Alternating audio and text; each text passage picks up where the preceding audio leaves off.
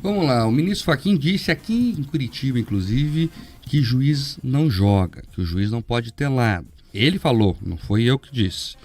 E agora faz uma lacradinha, ele deu uma lacradinha, fez piadinha, um trocadilho infame. É porque quem organiza a eleição são as forças desarmadas. Então, temos que cuidar com a narrativa. E o ministro Fachin está colocando em prática uma narrativa.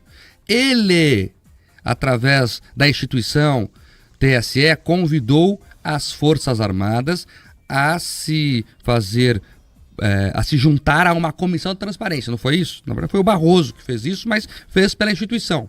Então, as Forças Armadas foram convidadas a participar de uma comissão da transparência que ia analisar o processo e apresentar sugestões. Foi um convite.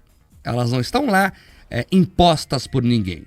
Isso é importante. Ponto 2. Aí as Forças Armadas, de posse das informações que receberam, fez uma análise detalhada, chamou técnicos do IME, do ITA, instituições reconhecidas mundialmente. O pessoal ajuda a fazer foguete nesses lugares.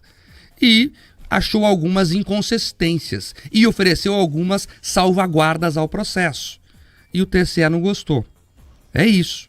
Porque imagino eu imagino que o TSE achou que eles iam bater palminha. Eles falaram, não, o trabalho é sério, nós vamos então pesquisar o que está acontecendo aqui.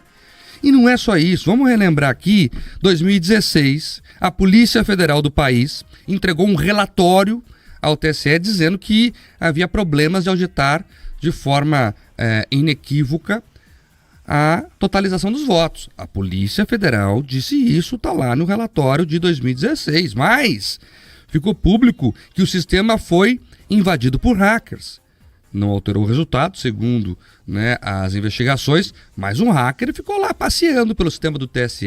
O TSE depois apagou os tal dos logs, que são os rastros digitais desses hackers, e ficou por isso mesmo. Então, veja, eu sempre falei aqui, eu até acredito na urna eletrônica, sou criticado por isso. Eu acho que o Lula foi eleito, eu acho que a Dilma foi eleita, eu acho que o Bolsonaro foi eleito, que os governadores foram eleitos, que os prefeitos foram eleitos, eu acho. Mas tem gente que não acha. E enquanto um brasileiro desconfiar do processo, é obrigação do TSE não fazer discurso. Fachin, retórica não resolve o problema. O senhor tem que apresentar aos eleitores provas cabais de que o sistema é confiável. E aí, Paulo, para passar para você já, tem um elemento novo no debate que eu acho bom. O deputado Celso Russomano, de São Paulo, propôs lá no Congresso uma discussão muito bacana, que é o seguinte, olha, eu não vou discutir se a urna é confiável ou não, vou discutir a Constituição, que diz que a apuração tem que ser pública e acessível a todos, Paulo.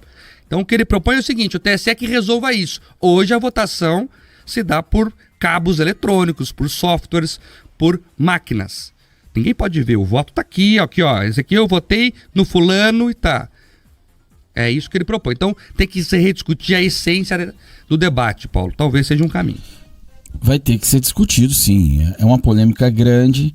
Você nota que isso cresce na sociedade. Não é uma sacanagem. Não tem nada de golpismo. Essas coisas que estão sendo tão banalizadas aí. Primeiro, Mark, que eu já fico triste toda vez que eu tenho que comentar a declaração de ministro do Supremo Tribunal Federal. O país morre um pouquinho mais cada vez que a gente tem que discutir declaração de ministro do Supremo. Tá? Agora ele diz aí a lacrada do Fachin, como você chamou bem, que as eleições são organizadas por forças desarmadas. Mas quando é que as Forças Armadas se propuseram a organizar eleições? Sabe, é uma resposta para um problema fake, para uma situação que eles mesmos criaram. O Barroso arrastou o Tribunal Superior Eleitoral para um debate político que acontecia no Congresso Nacional. É um tema que incomoda o Congresso Nacional há 20 anos. Já foi aprovado lá 2 vezes e o Supremo depois disse que era inconstitucional e aí o Congresso resolveu que ia debater uma emenda constitucional que era a história da adoção do voto impresso. Inclusive o TSE no passado já fez testes com isso, tem falas dos ministros, no YouTube tem o vídeo, o Gilmar falando que a urna que imprime voto é maravilhosa, tudo certo. Naquela época podia, agora não pode mais. Então politizou inclusive a corte, aí toda hora vem declaração atrás de declaração, aí tiveram que fazer diante do aumento da desconfiança, tiveram que fazer essa comissão de transparência.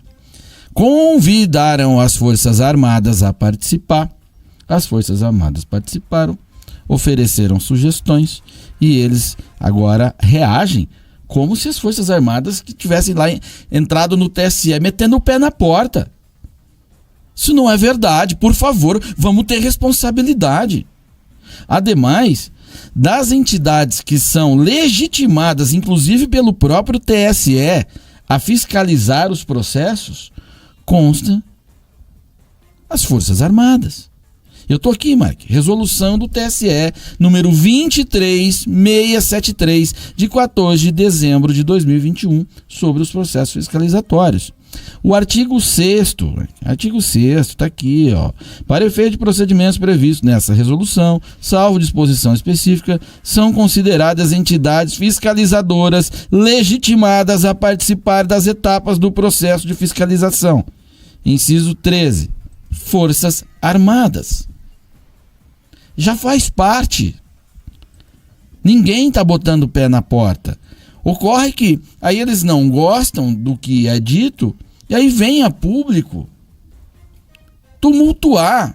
Não pode ser assim. Ministro Fachin, estou falando aqui com respeito. Vocês estão tumultuando o processo eleitoral e acusando outros de fazê-lo. E isso não começou agora com esta fala. Vira uma guerra de narrativas. Não é para ser assim. Todo mundo quer eleição, todo mundo quer confiar na eleição. Tenham sensibilidade social.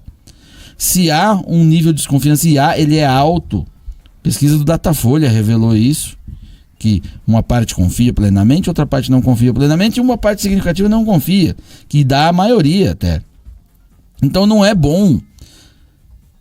Algo precisa ser feito para que as pessoas não tenham desconfiança sobre o que acontece no processo eleitoral, até para que depois irresponsáveis não venham acusar de forma irresponsável que haja fraude. E isso traz estabilidade para o processo. Não é para 2022, é para 26, é para 30, é para tudo, é para sempre. Aí o TSE entra numa loucura, Mark, Bia, e começa a fazer, inclusive, fake news.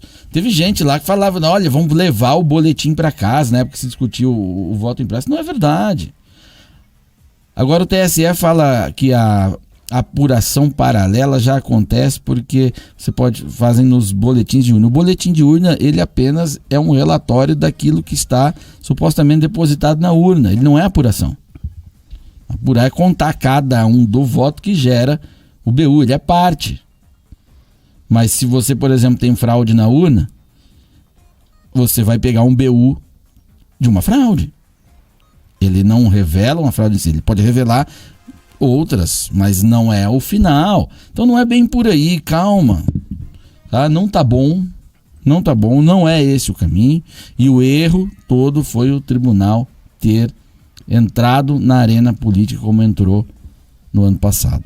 Só para trazer o dado, Paulo, a pesquisa da Confederação Nacional do Transporte, que foi registrada inclusive no TSE, diz que cerca de 30% dos brasileiros não confiam nas urnas, né, para trazer o dado exato, 28,6% não confiam nas urnas, é um percentual alto em uma eleição. Isso significa que a cada 10, 3 refutam inclusive o resultado, então, já que não confiam no processo. É muita gente, é isso que o tribunal tem que ser sensível. Ah, mas isso está sendo causado pelo Bolsonaro. Não, não está.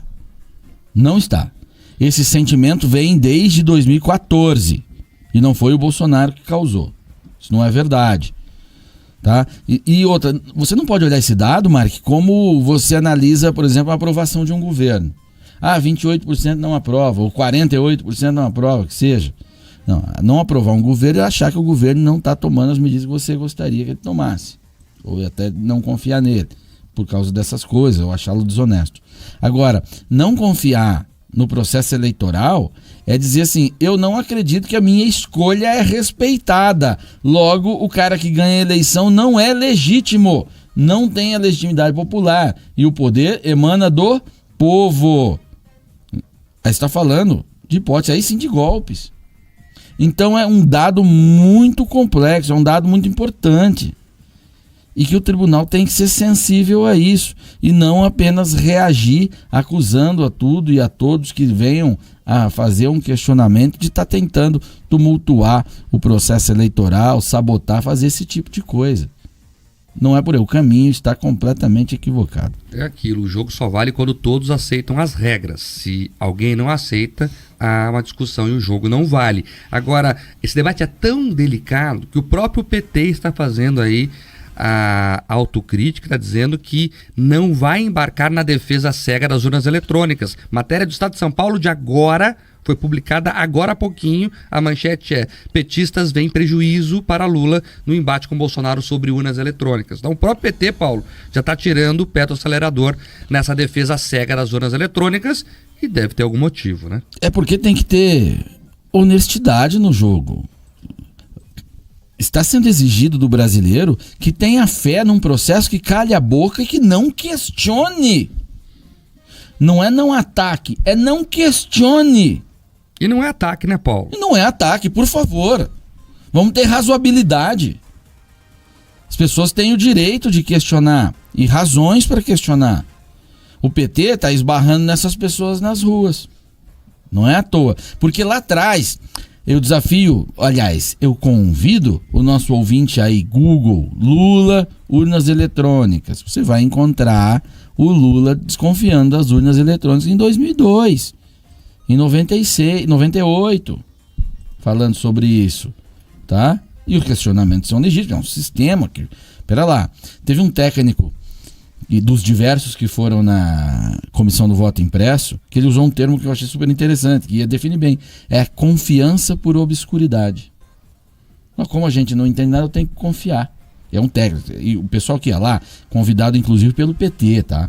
Eu era presidente da comissão, fiz questão de colocar sempre em apreciação todos os requerimentos dos partidos de oposição, do partido da situação, e foram os convidados dos dois lados.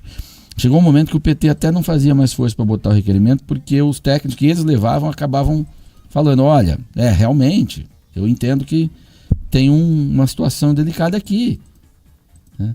Gente de universidade, gente séria, não é moleque, não tinha ninguém assim, tá?